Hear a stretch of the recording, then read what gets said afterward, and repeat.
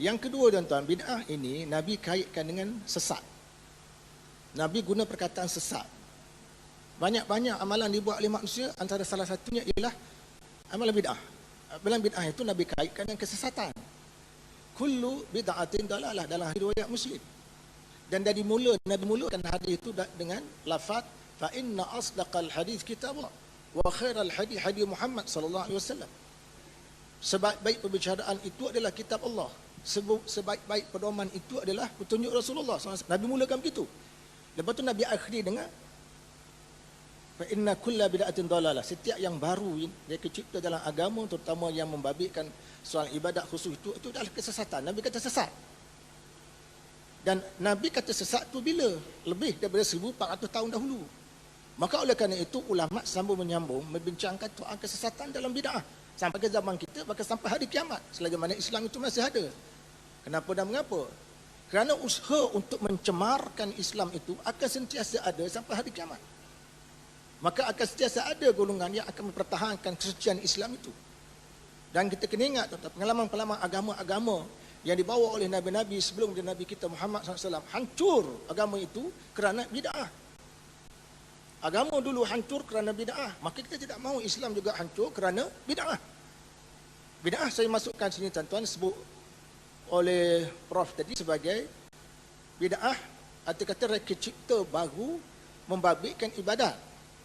Bukan membabitkan urusan duniawi. Kita ada bid'ah bid'atan, ada bid'ah urusan duniawi, ada bid'ah urusan syar'i. Yang kita bincang ni berkaitan dengan syarak. Syarak telah sempurna. Kita nak cipta apa ke benda lagi? Benda telah sempurna. Solat dah sempurna, ibadah haji dah sempurna. Zikir yang sifatnya sunat pun sudah pun sempurna. Salawat pun sudah pun sempurna. Tapi orang sekarang tambah-tambah lagi salawat. Sampai kita pun jadi pening. Buat satu majlis namanya majlis salawat. Buat nama majlis salawat. Sedangkan salawat tidak perlu majlis. Setiap orang boleh bersalawat sendiri-sendiri sambil duduk bawah tiang. Ya, tak payah buat majlis. Dan kalau buat majlis pun kita perhatikan itu bukan salawat, itu burdah. Itu bukan majlis salawat, itu burdah sebenarnya. Tapi dinamakan salawat. Jadi mengelirukan orang. Salawat ni simple, tidak memerlukan kos. Tak ada orang kata nak salawat, kasih RM50 berapa salawat. Tak ada. Tetapi jangan pula salawat tu keterlaluan pula. Mana kita ceramah sekejap, kita salawat. Kita ceramah sekejap, kita salawat. Bukan salawat tak bagus. Bukan salawat tak bagus. Tak kena tempat. Tak kena tempat. Itu aja. Kita digalakkan banyak salawat, betul. Tapi takkanlah saya bercakap dengan pengurusi. Tuan pengurusi, Allahumma salli ala Muhammad. Tuan pengurusi, ya. Allahumma salli ala Muhammad. Ini jengkreng namanya. Jengkreng? Dia mengganggu, jeng. Dia mengganggu. Bukan kita kata salawat tak bagus, faham tak tuan-tuan? Baca Quran bagus atau tidak? Baca Quran bagus atau tidak? Bagus kan baca Quran? Ibn Hazmin kata, siapa baca Quran dalam kerangka menjadikan Quran itu jalan untuk menyesatkan manusia, baca Quran betul itu haram. Baca Quran bagus. Guna Quran platform menyesatkan manusia, haram. Imam Nawawi menyebut dalam kitab Majmu' Syarah Muhadzab, baca Quran sampai ke tahap mengganggu orang, haram atau tidak? Haram, mengganggu orang. Bukan baca Quran itu haram. Baca Quran dalam bentuk itu haram. Bukan begitu juga tuan-tuan, kita bersalawat. Macam biasalah, bila sebut nama Nabi SAW, kita bersalawat kan. Tapi janganlah maknanya kerap sangat. Jadi dia mengganggu percakapan. Tak ada, dia mengganggu percakapan. Kalau tuan-tuan nak pergi Minang seorang perempuan, pergi ke keluarga dia lah. Kami ni rombongan daripada Kuala Terengganu, datang nak meminang tuan. Allahumma salli ala Muhammad. Jadi ini masalah kejengan dia panggil. Jadi susah kita nak bercakap. Jadi rumah pun tenganga mulut. Bila dia nak cakap apa dia nak cakap ya. Ya, jadi kita duduk bawah pokok seorang diri, Allah sallallahu Muhammad, Allah sallallahu berjuta kali pun tak apa. Itu tuan-tuan. Jadi Nabi kaitkan bid'ah itu dengan sesat. Bila sesat ini menakutkan kita. Sesat itu menakutkan kita. Kerana bimbang amalan yang kita buat selama ini diterima ke atau tidak diterima. Kalau sesat tak diterima. Bid'ah tuan-tuan kait dengan sesat. Kemudian ada orang mengatakan bahawa tidak semua bid'ah itu sesat. Suka saya katakan, kita tengok. Baik, bila orang bercakap tidak semua bid'ah itu sesat, kita kena rujuk apa dikata oleh Imam Syafi'i. Berdasarkan laporan Imam Al-Baihaqi dalam kitab Manaqib Asy-Syafi'i dengan sanad yang sahih sampai kepada Ar-Rabi' bin Sulaiman. Ar-Rabi' bin Sulaiman ni anak murid kepada Imam Syafi'i.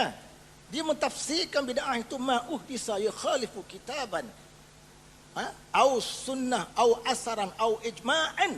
Dia kata Yang dikatakan bid'ah itu ialah sesuatu rekaan baru yang bercanggah dengan kitab, dengan sunnah atau asar atau ijma'. Itu dikatakan bid'ah oleh Imam Asy-Syafi'i dalam Manaqib Asy-Syafi'i, oleh Imam Baihaqi. Kita tengok pula di dalam kitab, contohnya Hilyatul Auliya oleh Abu Nu'ain Al-Asbahani. Abu Nu'ain Al-Asbahani menukilkan kata-kata yang sahih Imam Asy-Syafi'i. Imam Syafi'i kata al-bid'atu bid'atan, bid'atun mahmudah wa bid'atun mazmumah. Bid'ah ada dua, satu bid'ah terpuji, satu lagi bid'ah yang keji. Baik, datang. Kita kena faham konteks yang disebut oleh Al-Imam Nawawi. Apa maksud Imam Syafi'i? Apa maksud Imam Syafi'i tadi? Saya sebut yang pertama tuan, supaya tuan-tuan kena faham. Nak kait kenapa Nabi kata bid'ah tu sesat? Faham tak? Kenapa Nabi kata bid'ah sesat? Tengok definisi Imam Syafi'i. Sesat tu pasal bercanggah. Faham tak?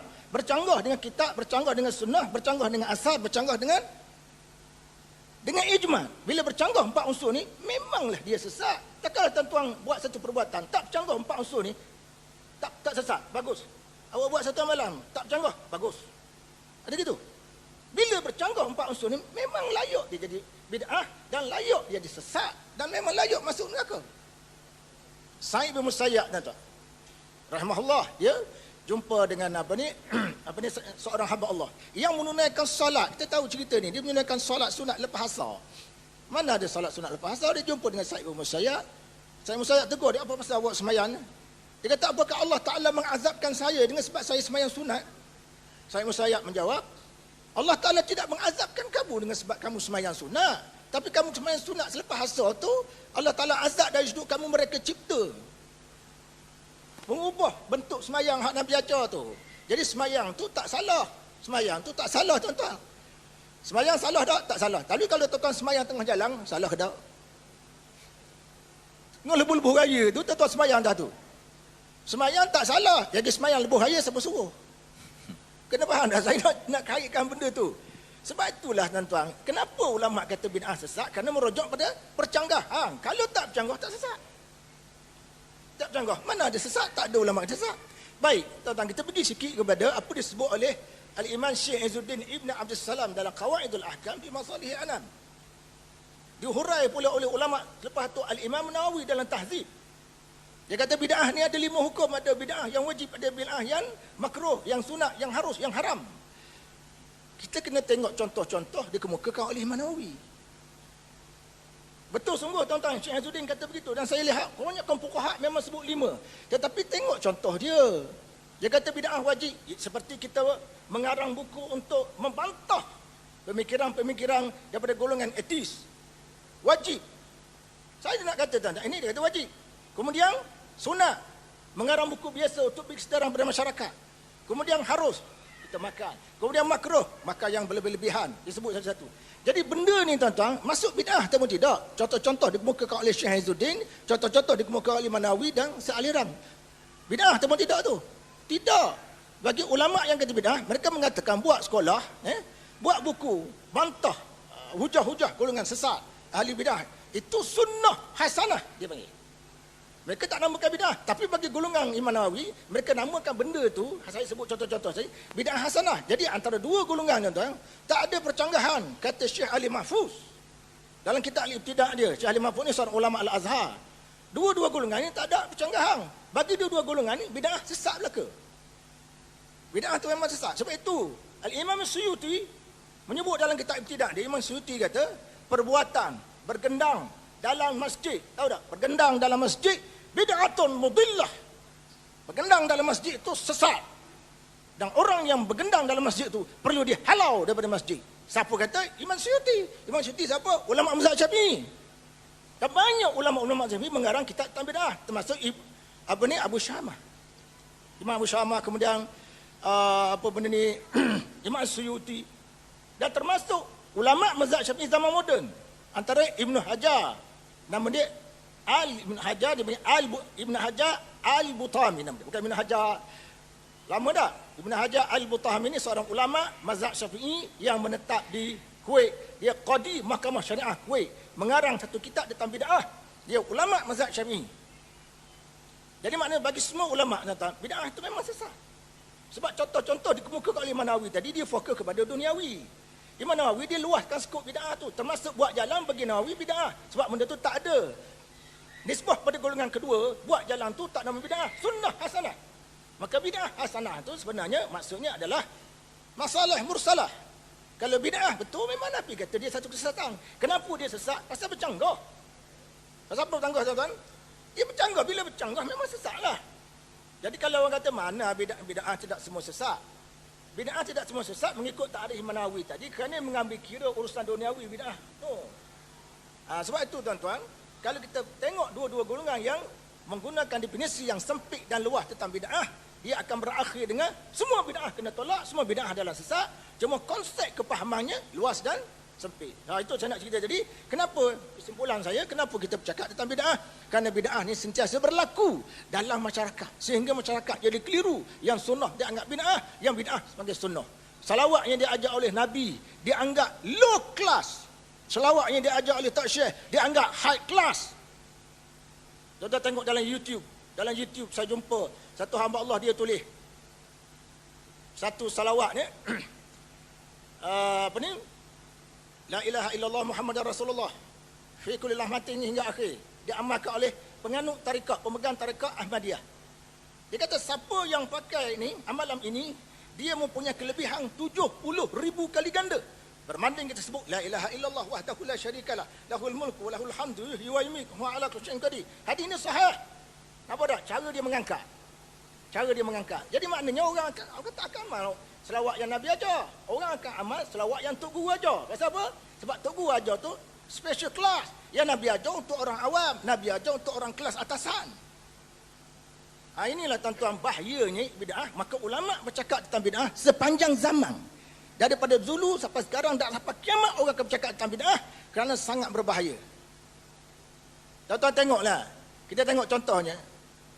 Kita ambil yang simple-simple, ambil simple-simple. Yang menyuruh betulkan sah, Tok Imam ke Tok Bilal? Yang suruh betul sah tu simple aje. Tok Imam ke Tok Bilal yang suruh betulkan sah tu? Tok Imam lah. Yang Tok Bilal ambil peranan Tok Imam, siapa suruh? Kan? Ini Tok Bilal sah. Dia kata sah. Ini satu simple, satu benda yang simple tuan-tuan. Dan kalau kita nak bahas tentang tajuk ini jadi panjang pula. Ini sebagai mukadimah lah.